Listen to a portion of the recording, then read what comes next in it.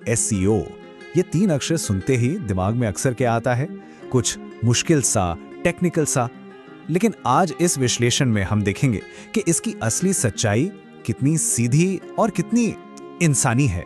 तो सवाल यही है कि एसईओ आखिर है क्या?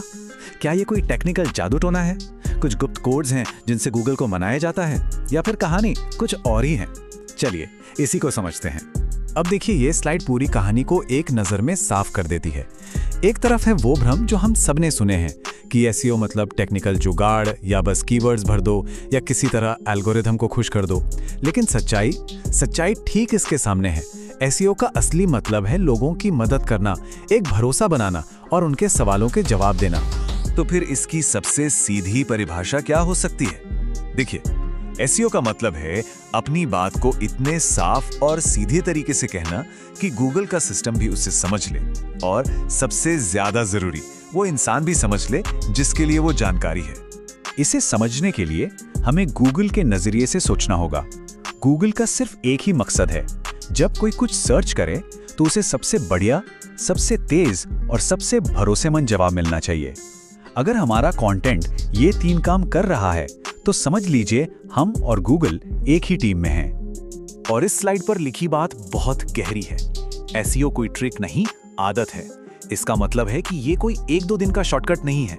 ये तो हर रोज अच्छा, मददगार और साफ कंटेंट बनाने की एक आदत है जो लंबे समय तक चलती है। तो चलिए अब इसके पहले पिलर को देखते हैं, ऑन पेज एसईओ। इसका मतलब बहुत सीधा है, वो सारे सुधार जो हम अपने वेबसाइट पर अपने कंट्रोल में करते हैं। एक तरह से ये अपने डिजिटल घर को साफ सुथरा और व्यवस्थित रखने जैसा है। और अगर इसे और भी आसान बनाना हो तो बस इतना याद रखिए, ऑन पेज एसईओ का मतलब है साफ सुथरी लिखावट। बस, ये कोई रॉकेट साइंस नहीं, बल्कि अपनी बात को स्पष्टता से कहने की कला है। तो ये साफ सुथरी लिखावट असल में है क्या?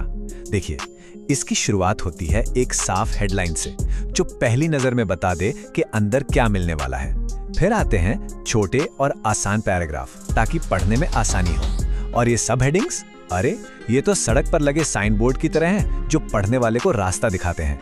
कुल मिलाकर मकसद ये है कि जानकारी पाने के लिए किसी को ज्यादा मेहनत ना करनी पड़े। चलिए अब दूसरे पिलर पर चलते हैं, ऑफ पेज एसईओ।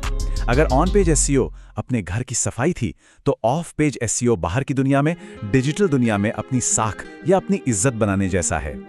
और इसे समझने का सबसे अच्छा तरीका है बैकलिंक्स। सोचिए, एक बैकलिंक एक सिफारिश की तरह है।